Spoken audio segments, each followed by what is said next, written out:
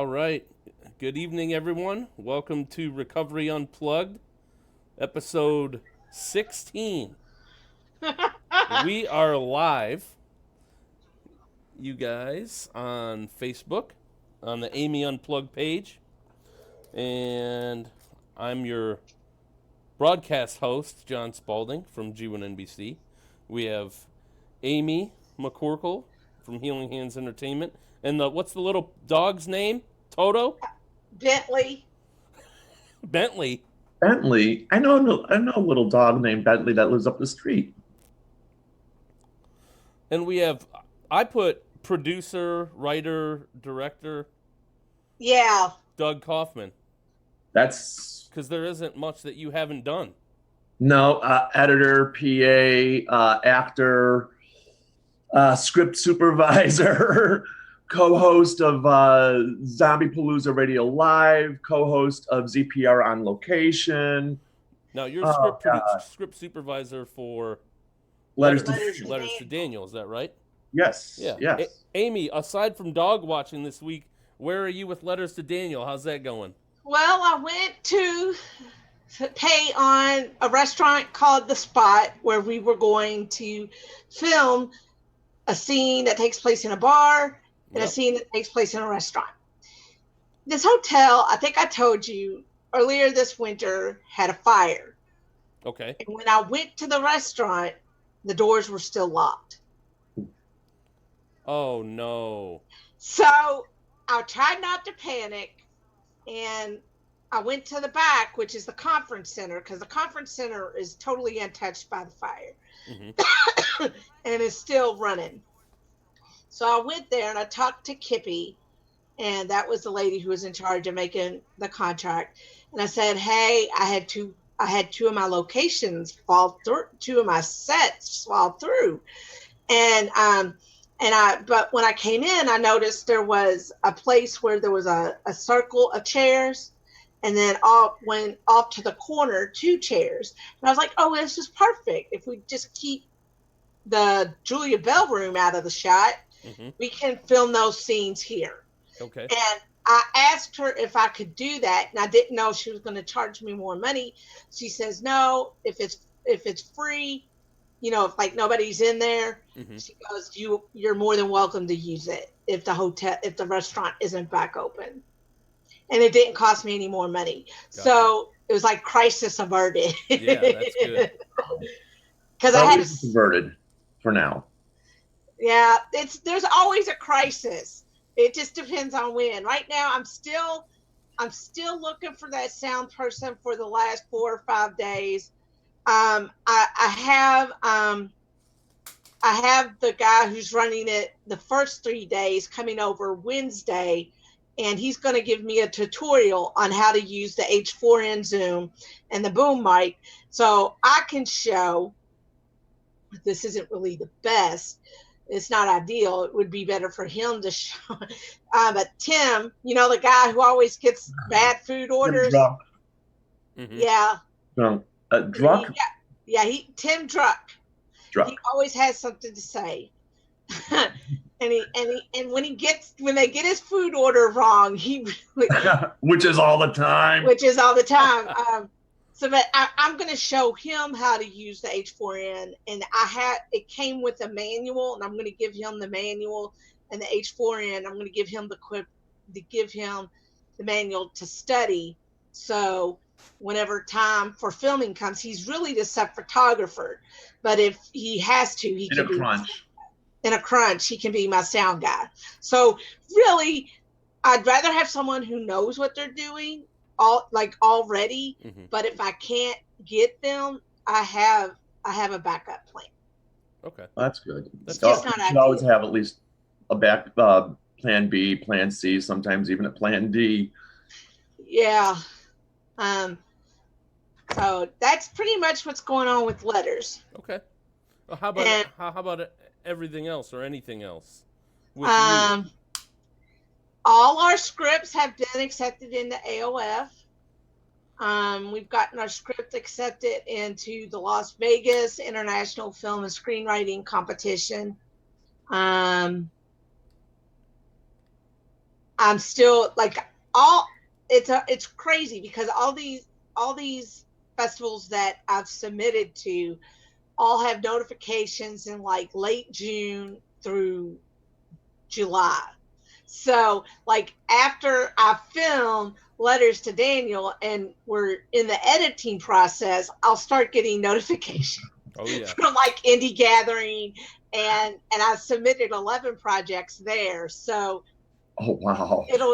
it's always nail biters like, will you get all 11?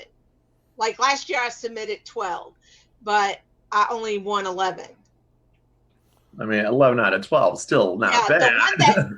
the one that didn't get accepted was It's Crowded Inside My Head. Oh, okay. And that you were in that one. Yeah. But I know because technically it wasn't as good as it could be. But I was trying for something and it just didn't work. So and I feel like that's my fault. I think my actors were fine. My actors did what I wanted them to do. So it's technical, technical achievement is really it's really on me. So I was doing the editing and all that. So, but for Letters to Daniel, we have someone else editing who's got more experience. So the film's going to look better. I would certainly hope so. For sure. Well, good. That's good. Good stuff. Yeah. So you want to go ahead and just start the interview? Yeah, let's hop on in, and I'll be back at the end, and we'll close out like we normally do. Okay. All right. Give me a second to turn my See you later, cameras John. off. I'll be right here listening in the background. And then I'll call you in when it's over. You call me when it's my turn. Thank yes. you. Thank you. Oh, gracious interviewer. God bless you. Okay. Okay, tonight we have a very colorful guest on Recovery Unplugged. Award-winning screenwriter of Abigail and Twin Carnation at Horror Hotel International Film Festival, among others, production member of Zombie Palooza with Jackie Chan, and burgeoning filmmaker with Legacy Verse Productions, I'd like to introduce my colleague and friend, Doug Kaufman. So why don't we just dive right in and ask, what drew you to the film industry and what inspired you to take up screenwriting? Well, I've always been a writer ever since I could remember. We moved around a lot when my parents first got married. We moved 19 times in 11 years. When you move that often, you're always that lone kid, that new kid, the one that I'm not sure about kid. Yeah. The one that always gets bullied and whatnot because you're new. So I took out my frustrations. I wrote down my thoughts in writing. By the time I was 12, I wrote 3 500-page novels. Unfortunately, none of them got published because they get lost over time and whatnot. Yeah. And every job I've had since, I wrote, whether it be school labs, being a lab assistant, to technical manuals for Comcast Cablevision, and later on with Rite Aid. I was always involved in writing. In 2005, I had brain surgery, and I wasn't sure if I was going to remember things on how to do certain functions, how my hand and eye was going to coordinate, how my thinking process was going to go. So for like a small therapeutic session of my brain, me being a writer, I listen to heavy metal music. And the relevance to the writing is there's a heavy metal artist named King Diamond that every single album is a concept album.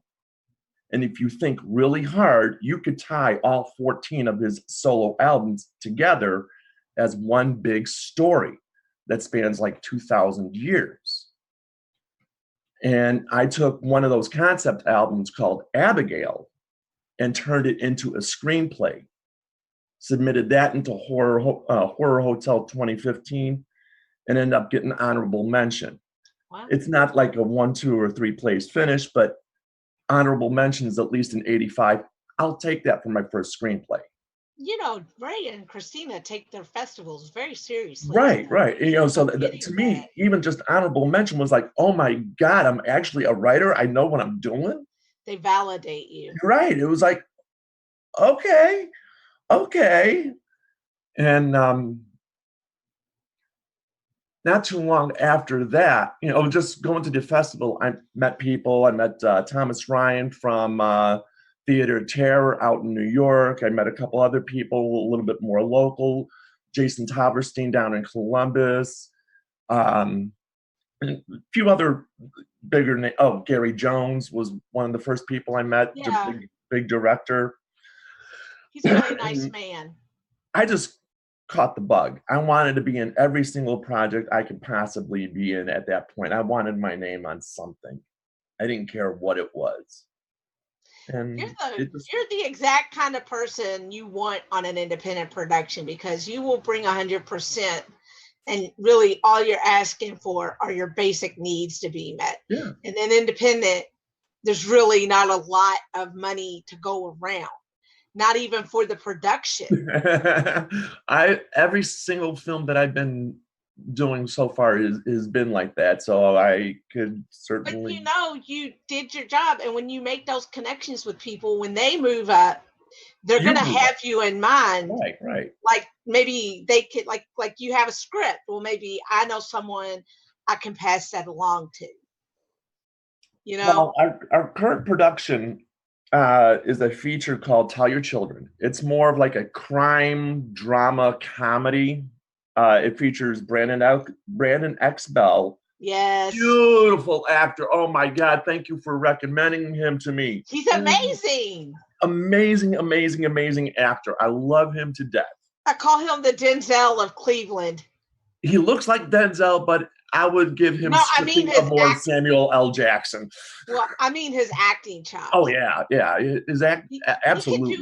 He could do anything. He can be but that goes on to making connections. I met him at the 2016 Indie Gathering when he was nominated for Best Actor. Nominated for Best Supporting Actor, and it was a Misha Tott movie, but I can't think of it. Cleveland Allegories. Yes, Cleveland Allegories. And I loved his performance, except for the end when he dies. I thought, who made him choose to do that? But that was just. It happens. Hey, I kill him.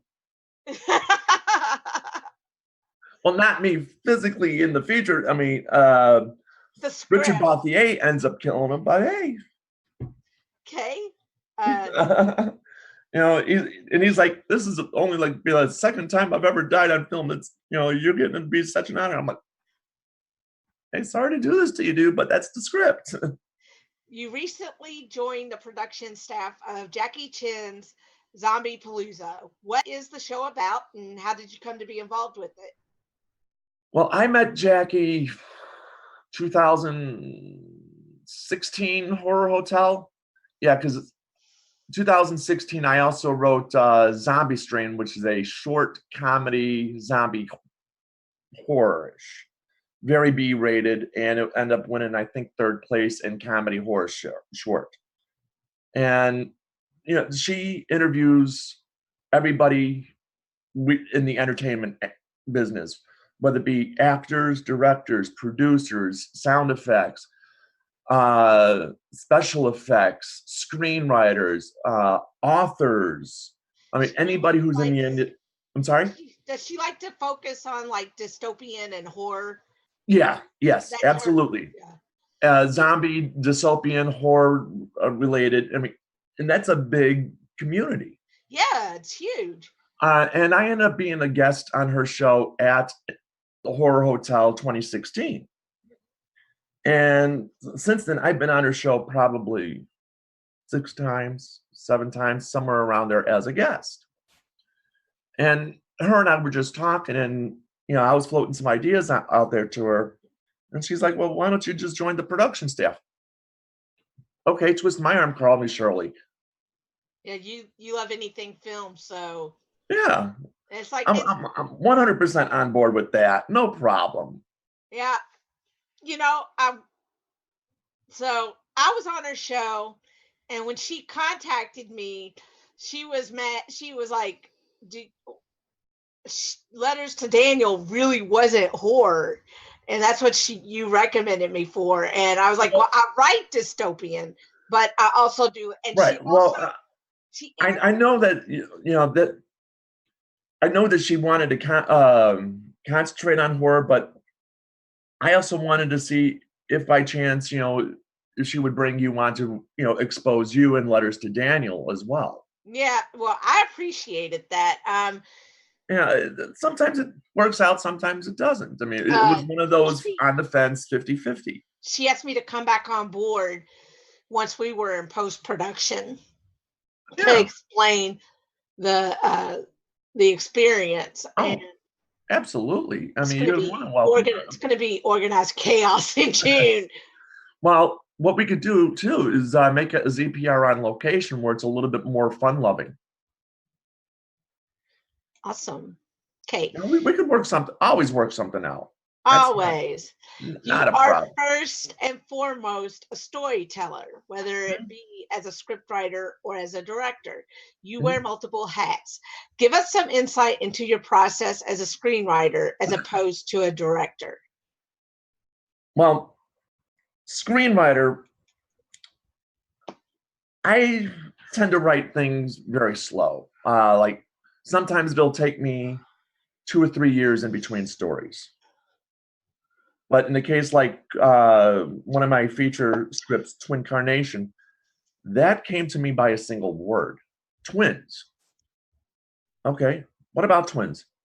Male, female. Okay, young, old. Okay, we'll go in that direction. What age group? Okay, we'll go in that direction. All right, what makes these twins unique to anybody else? Oh, okay, and then you start thinking about it. And by the time the directing comes around, like Tell Your Children, because I wrote and rewrote and triple wrote and probably 11 different versions. Because Tell Your Children is based off of Reefer Madness, the 1936 cult classic. But I wanted to bring it to modern times. It needed several updating. And there was also a lot of scenes in the original film that do not apply at all to a modern film. Like Bill was chasing his little brother around in the kitchen.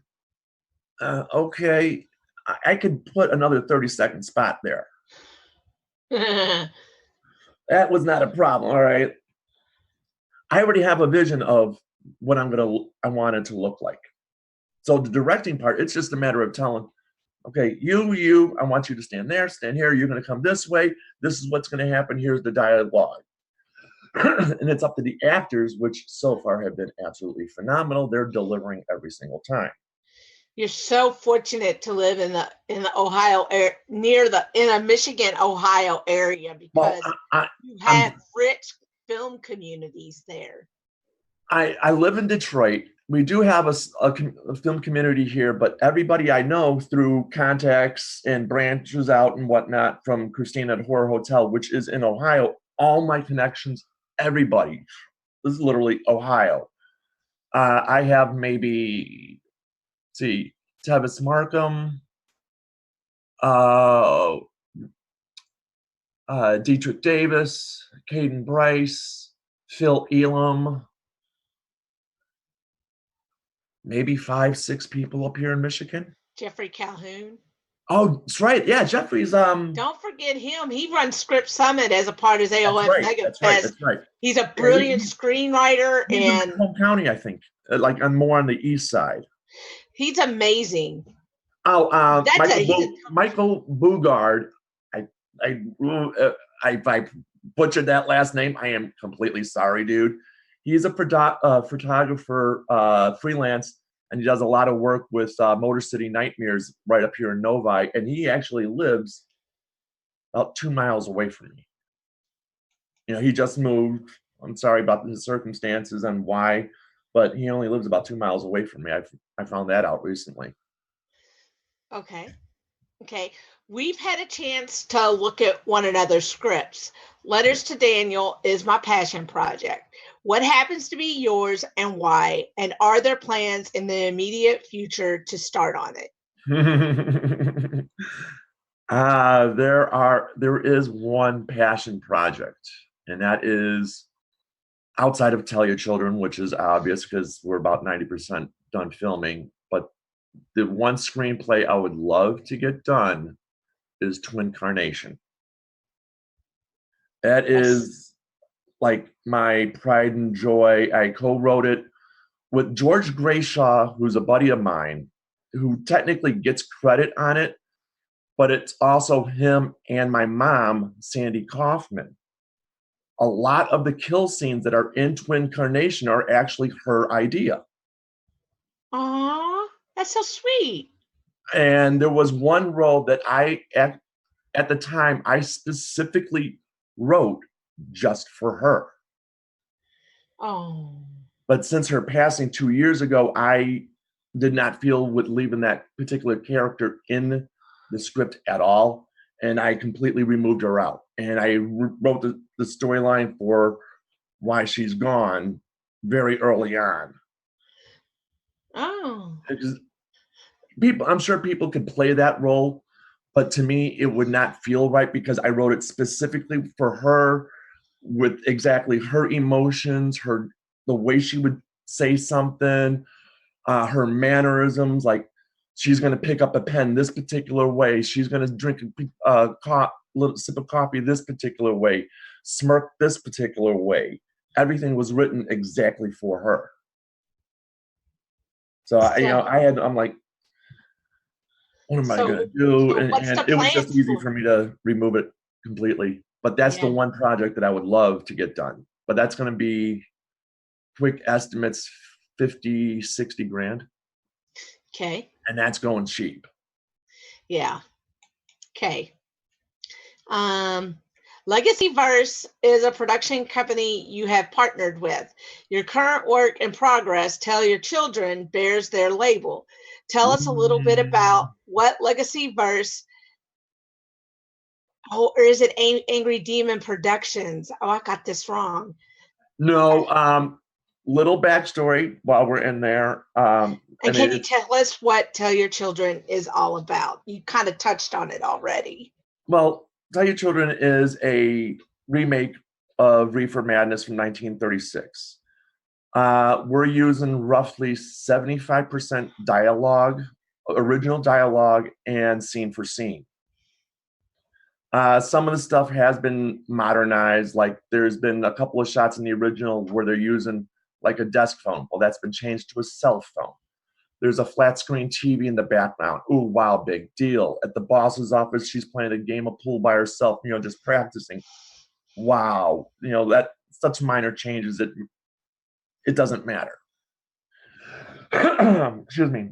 And the scenes that we did take out, we added in a couple of what we call pickup scenes. Oh, wouldn't it be cool if this happened in this particular spot? All right, no problem. Let's write it out and see how it looks. Oh, all right, yeah, that'll be fine. And just all right. So it's a combination of the two. But Legacy Verse, that name has been, unfortunately, due to certain circumstances that I will not get into, has been removed, at least temporarily, from the project. Okay. So it's under the main production company, which is mine, Angry Demon Productions, and it's in an association with Bro Op Entertainment with Brandon. Okay. And Hero of the Lake Productions, which is my director of photography / cinematographer, whatever title he wants to use, Austin Rospert. Okay. So okay, I see him like in my post, and I'm like, who's Austin Rospert? Yeah, and I know. yeah, he's my DP. So out of everything that we've shot so far, I would say about 80% of what you see on film is his. Okay. Mental illness is something that people tend to blame the patient for. There's a real stigma to it. In my experience, people who are drug addicts and alcoholics also fall under the purview of mental health. What in your personal experience makes you able to relate to these issues? Well, outside, I was a full-blown alcoholic by the time I was 15, or full-blown alcoholic plus drug addict, doing everything under the sun by the time I was 19. Where do you want me to go with this? What in your Yeah, personal I'm I allowing have, you to speak what you want to speak. You don't have to say what you don't want to say. You say what you want to say. I'm not okay. the gotcha show. This ain't the Jerry Springer show. Right. Well, I understand. You're like Well, not an old drug dealer's not going to come running on screen right. saying, yeah, so no. No, I had a very, how should I say, interesting, I guess, childhood. Okay. It was not typical, and like I was saying earlier, I mean, moving 19 times in 11 years, starting when you're 8 years old. Yeah, it's going to What make the F are you? What the F are you thinking? But I blame one particular person, and my mother would absolutely 100% agree with me on this. We've talked through several times, one-on-one, and she wholeheartedly agrees with with some of my thoughts. yeah. And I blame one particular person for all of this. It's why I went to virtually every single Cubs game from 1980 to 1983. Out of anywhere from 70 to 82 home games a year, I was there anywhere from 65 to 80 games a year. I mean, so it was Wow. a huge portion of, because I wanted to get away from a lot of things that were happening. Yeah. Then we decided, let's move cross country to Boston. I can't exactly go to a Cubs game in Boston now, can I? No. And that's where it started to go downhill. So by the Okay. time we came back to Chicago years later, even though I still love baseball and the Cubs and all this, I've already fallen into that deep, dark well. Yeah. And I still have a scar on my arm to this day that happened when I was 22, maybe 23. I was living on the streets of Chicago, and I said, what the F are you doing? I was high on a full 8-ball of Coke that I did myself in under a half an hour. Wow. A buddy of mine, well, I call him a buddy, but ain't no friend of yours when you're dealing with drugs. Yeah. Well, he asked, we were sitting in the bar, where else am I going to be? And he asked, hey, can you get me some Coke? I'm like, yeah, if you give me the money now, I could be back in a half an hour, not a problem. Gives me the money, I get the Coke, and then right in the middle of going back to this guy to give it to him, I'm like, I got an 8-ball here.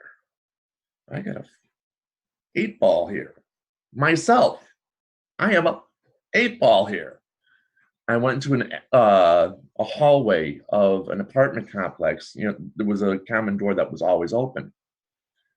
Went in there, did up the whole 8-ball, probably within a half an hour. I came out and I was higher than a kite. I imagine And I looked so. around and realized what the hell I just did. Said, what the F are you doing? Saw a chain link fence. And I promptly threw my arm right down on it and scraped it along the top with the hopes of killing myself. Oh. I wanted to end it right then and there. You know, 30 something years later, I could still see the scar. You might not be able to on camera, so I'm not going to show you, but I could see it clear as day. Walked to a hospital, and I said, I'm effing crazy, and dropped right there on the floor. I woke up, and I was in the mental ward. Okay. Well, you were a bit of a wild man in your youth. Yeah. What was your bottom, and what inspired you to reach out and get help? Well, that was actually in stages. When it comes to alcohol, my bottom was when I was sitting in a bar again, and I'm talking to an acquaintance, not a friend, but just an acquaintance. And we're sitting at a table, which is unusual for me because I always sat at a stool. I'm so flippin' tall, I can only sit at the stools. So we're sitting at a table, and my best friend comes up behind me, taps me on the shoulder. Hey, what's up, Doug? I stood up, turned around, and jacked him square in the jaw, sat back down like nothing happened, and picked up the conversation like it was nothing. And he goes, you just laid out John. What's your effing point? Aren't you going to check on him? Why? He scared me. He deserves it. And that's when I knew. When I got drunk, I was an a-hole. Big time a-hole. Because you know what my uncle said? He was in AA for 19, 20 years before he died. I was as old as he was in years sober. Like when my mom was pregnant with me. Honestly, AA never did anything for me. Yeah, he just said instant asshole, add alcohol.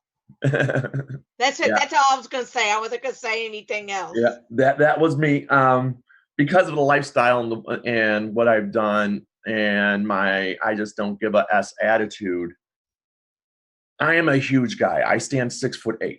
Yeah. At the time, I was probably 250, 260 pounds. So not exactly a small guy. No. I would walk into Hell's Angels bars. Uptown Chicago, real Hell's Angels bars. Scream at the top of my lungs, and I'm the only one there. Well, at the entrance, y'all are a bunch of effing pussies. And everybody just stops and looks. Yes, I was looking for a fight, and I didn't care who I fought. Whoa. One of my common spots at a bar was at a bar, and for me to get free drinks, I would act as their bouncer all night. Okay, I love tossing people out, especially when I'm drunk. Not a problem. I'm your bouncer. I'm your man. One dude was giving the bartender a hard time. I said, hey, it's time to go. No, man. It continues messing with her. And I'm like, no, it's time. Well, what you going to do about it? I calmly walked over to the jukebox.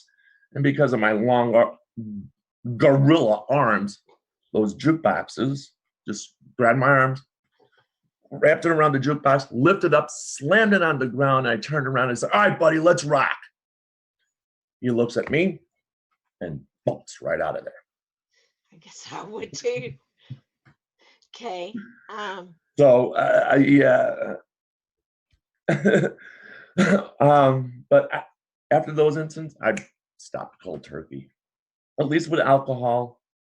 Drugs, when it came to cocaine the first time, it was walking into that hospital I was talking to you about. I was in there for 6 weeks. When I came out, I didn't have the urge because I was locked up. And you can't get it while you're in there. Yeah. And when I got out, I went back to where my parents were, which was, I think, in Boston at the time. I think, yeah, because I walked in Chicago, and yeah, I got in the train and went to Boston. My sperm donor worked for Amtrak, and he would always do the Boston-Chicago route. Oh, Spalding just said, say hi to John. Michael Palladino. Hey, Mikey. I went out with his mom for 8 years. So I kind of still, in a way, consider him my stepchild. But anyways, through my mom and the sperm donor, I was able to get my butt from Chicago back to Boston, where I stayed for the next 22 years. Okay. Um, as with any mental illness, substance and alcohol abuse is not something that makes you inherently flawed or unworthy of love and recovery. What tools did you lean on in your journey from addiction to recovery? You've kind of touched on this, but if you want to expand on it. Well, it's just a matter of really looking and saying, do I want to leave this lifestyle, more or less? I would say at first, and it's weird to say this, but it's the truth. Mikey Palladino's mom, Donna, helped me start the road, because being around her all the time and living with her, well, I wasn't living by myself. And when I live by myself, bad things happen. I'll find that crack dealer at the end of the street at some point. I'll find that low life who is willing to do anything. So living with her, especially for 7 years, helped. Just getting away from that lifestyle, drinking only social occasions, and even then it's only beer. Beer does not affect me as much as the hard stuff did, like Jack Daniels of the world, that tequilas and whatnot. Sure, I did a little pot here and there. I still do. Big deal. But it's not. Person to say that. Right, I've seen some passing. That Brandon. Brandon, yeah. Believe me, him and I have sparked up a couple. Yeah. When you're in Kentucky, make yourself not seen, because there is no bail money in the budget, and I need you on that set every day. I can be very discreet. I can be very. I'm sure he can too. I mean, I'm 50 years old here. I've been smoking since I was 10. I know how to hide. I'm telling. Well, you'll be on. Well, okay. You also suffer from a little-known malady that is a cousin to MS. Is it called Chari? Sort of like a cousin. Yeah, Chari. Could you tell us a little bit about what Chari is and what life is like with it? Well, it's pronounced Chiari. Chiari malformation. Right now, there are technically 4 different types of Chiari malformation, and a possibly recently discovered 5th type. Wow. It's more of a brain defect, I would say, than anything. What happens is the bottom part of your brain, the cerebellum, is herniated, and it seeps into your spinal column, and it sits on every single nerve, and it cuts off spinal fluid, and you can have nerve damage, bad eyesight, because the spinal fluid is now building up behind and pushing on your eye sockets, in a sense, headaches, dizziness. In my case, I have a lot of shakes too. Sometimes they'll just happen sporadically, and playing Texas Hold'em poker, I've used it to my advantage quite a few times. Breathing problems, going to the bathroom issues, walking issues sometimes.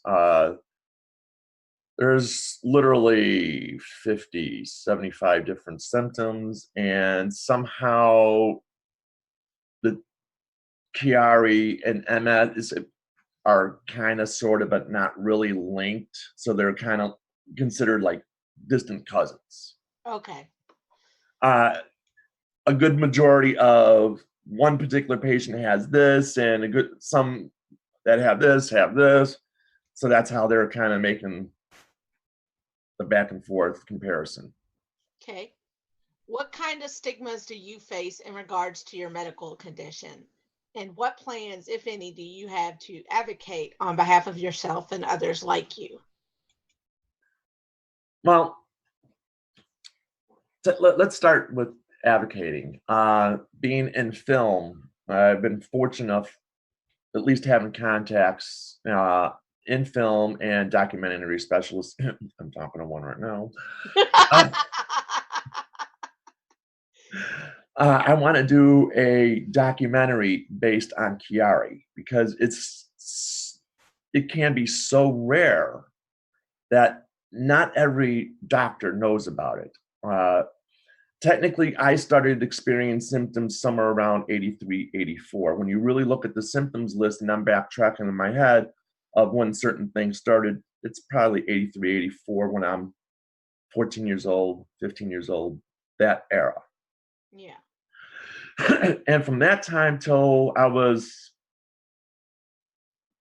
2005, so 36 years, somewhere around there. Wow. So for 20 plus, nobody knew what the hell I was even talking about. In the early 80s, I was told, oh, you basically have restless leg syndrome, and they gave me somas. Somas did nothing for me. Stopped them after about 3 months. Did you And get every that time I it's went all back, I'm sorry? Did you get that it's all in your head? Oh, it's all in your head. I've gotten that multiple times. I've gotten a few doctors have known about my drug history, so they're saying, you're just a druggie looking for more drugs, this time hardcore, and you don't know what you're talking about. I've never heard of this, yada. So I stopped going to doctors, and I stopped caring about the medical community altogether. I only went to a doctor unless it was 100% absolutely necessary. And passing out on the floor for 15 minutes to me was not 100% necessary, especially when you're living on the street half the time and that's what you do anyway. So I just didn't care. In 2005, again, after I was told, oh, it's all in your head. No, one doctor said, it's your bad eyesight. I kid you not, he said, it's your bad eyesight causing 100% of your symptoms. And this is after I read the very last line of an eye chart from 30 feet away with each eye. Oh, goodness. Where in the world do you see bad eyesight? We're talking 14 size since reading glasses, but back in 2005, I read that very last line. Oh, it's your bad eyesight because eye pressure, and the eye pressure is causing dizziness, and dizziness is causing this, and yet and I'm looking at him going, I've been dealing with this for 20 years. You're telling me 100% absolute BS. And I know it's BS. I know what's going on. There is something wrong. Trust me, there's something wrong. Yeah, sometimes you have to be your own advocate Yeah. because nobody else is going to care as much as you.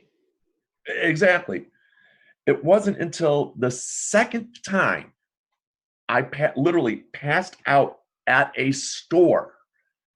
I was a Rite Aid field tech for 12 years. So I would go around from store to store fixing various problems. I was on the floor. I just pulled out a 200-pound e-cart that's basically a whole computer assembly for a robot, for a automatic pill dispensing machine. Just pulled that out, and all of a sudden my head just went, whoa. And I fell right to the ground. I'm sitting anyway, so it wasn't far to fall, but I just laid out right there. After several hours, get home, talk to the wife, and I said, okay, this is twice now within 3 months. Let's get a neurologist in here. Went to see a neurologist who ordered an MRI, who then spotted the Chiari malformation.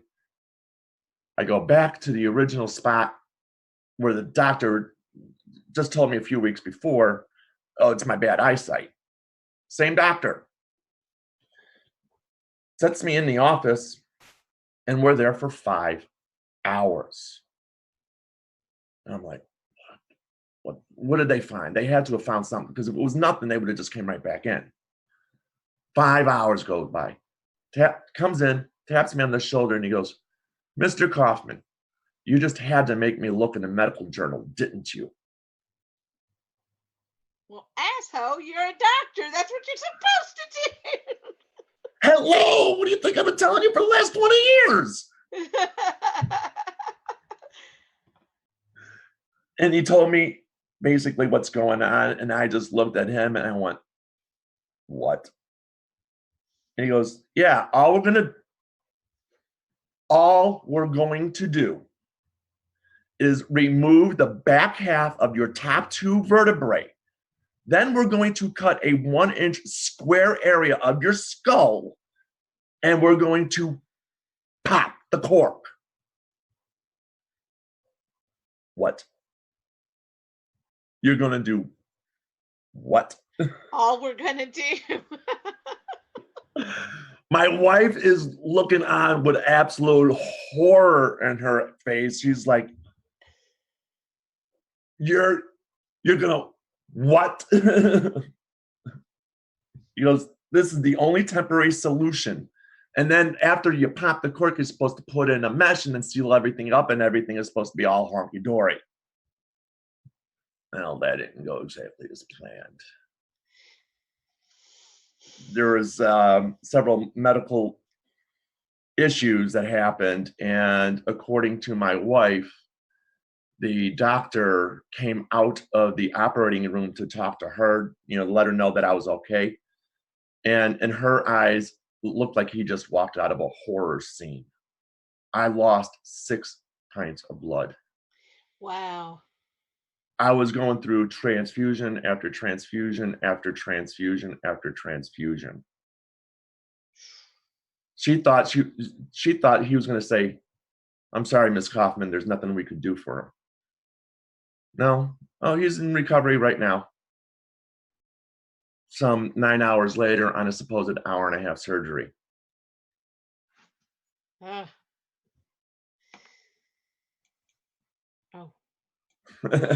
Gosh.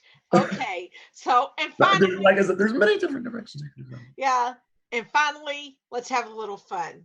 If your life were a movie, what would the title be? My life horror movie? No, if your life were a movie, what would the title be? If my life were a horror movie, what would the title be? No, just a movie. It can be a horror movie if you want it to be, but well, my number one horror movie is Hellraiser. So probably that. Okay. And I would definitely be Pinhead, 100%, without a doubt. I love him to death. Far and beyond Freddy Krueger. Okay. So I would probably go right there in Hellraiser. Okay. If you could cast anyone in the cinematic universe to play you in the movie, who would it be? Oh, Doug Bradley, come on. Okay. What would be your dream project to work on and why? My dream project we've already talked about. That's the Twin Carnation. I was thinking studio, like a studio project. Like if money were no object and you could do if you had an IP that you wanted to do, like intellectual property, like a previous form, like a book or a comic book or something. My dream project would just be, like we talked about, is Twin Carnation. Yeah, I know how you feel. Letters to Daniel is mine. If somebody asked me that question, like who? I mean that's my 100% pride and joy. I love that film. Well, that's screenplay, should I say? At some point in my lifetime, I would love to. Okay. Who or what has been your greatest inspirations in your life and your career? My mom. I knew you were going to say that. My 100%, without a doubt. she was literally the only person who understands or understood my dark sense of humor. And I could be pretty dark, but my mom, she would have me top, no problem. Uh, we enjoyed the same movies, the same types of movies. Like I said, Twin Carnation, just about every single kill scene, and there are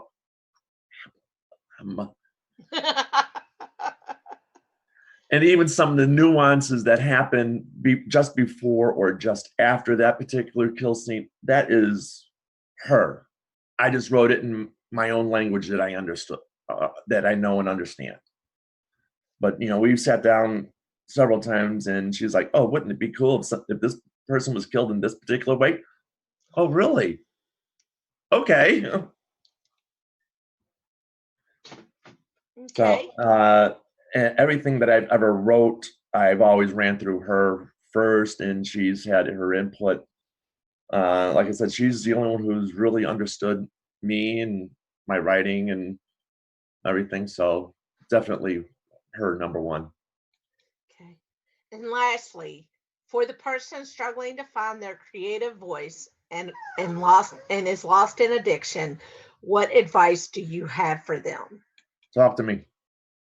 I've been there. I know what you're going through. There is not a damn thing you could say that would shock me. Trust me. You need help. You realize you need help. Talk to me. Okay. We can be anonymous. Absolutely. Give me a call. Send me a message on Facebook. I don't care. Talk to me.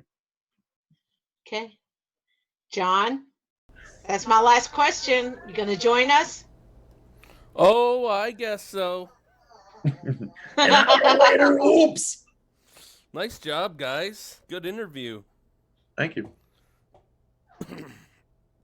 Very very upfront, very candid. So that's cool. I'm Well, that's the excited. only way I know how to be is candid. Yeah, for sure. I'm brutally honest, and I'm an open book. And anything that you want to ask, go ahead, ask it. Right on. How did Toto do during the He video? started whining just at the very end. I I heard didn't him. even notice him Like actually. he whined like just as your last question is kind of like a. Actually, It, I didn't it even brought it notice that. home. It brought it home. Well, yeah. It made it sound like we have actual sound effects on this show. But you have sound effects. My light's sprinkling, so I got the special effects. So we're good. Yeah, We can we're make a all movie good. with this stuff. Oh, I hope he bites your ear. That would make my night.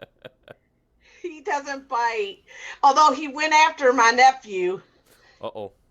He's a sweet dog. And then Jonathan, he's all of 12 years old, walks into the house and he nearly leaped out of my arms to go after him. Oh my goodness.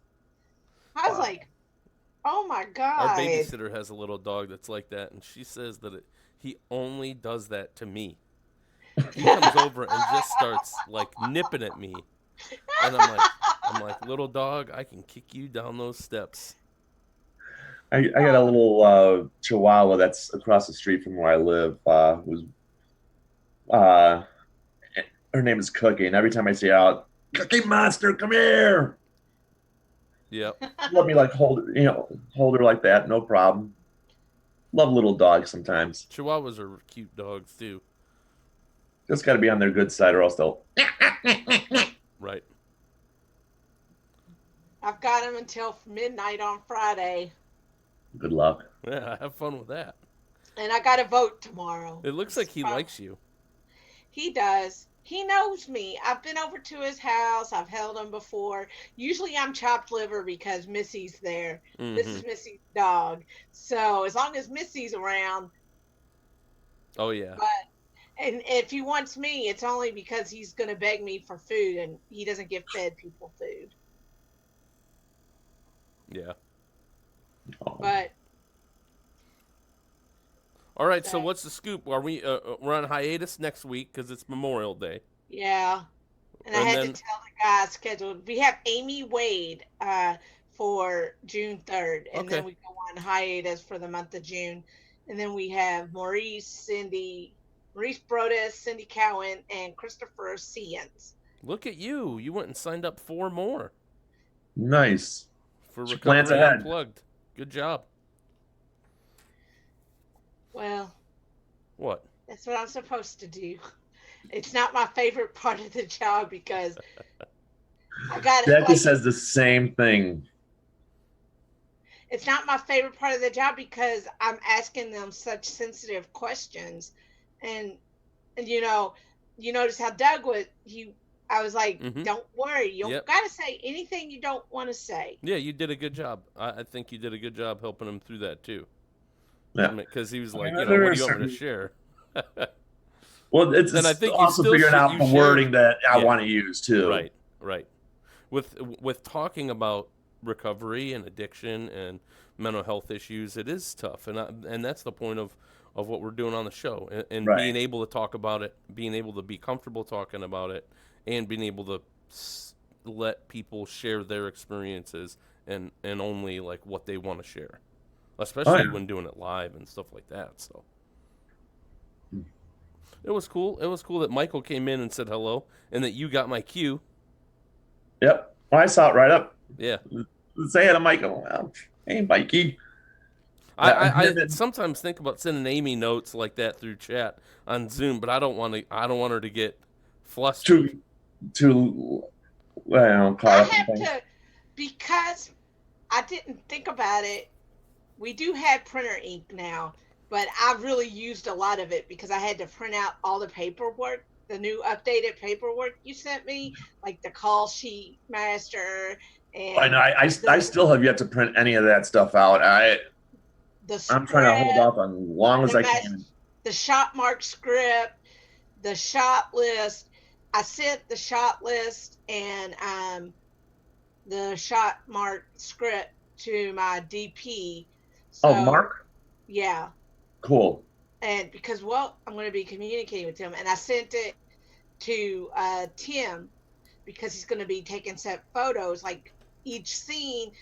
Because my editor told me we needed photographs of the scene so he would have my vision to go on and not his. Absolutely. Because if I don't send him those pictures and the script and the shot mark and all that stuff, he'll end up editing the movie the way he sees fit. You're right. And he's good enough. We're on the same page. You always serve the story first. Before you serve anybody, you're not serving the producer, the director. As a writer, when you hear that, I'm serving the story first, you're going to get a good film.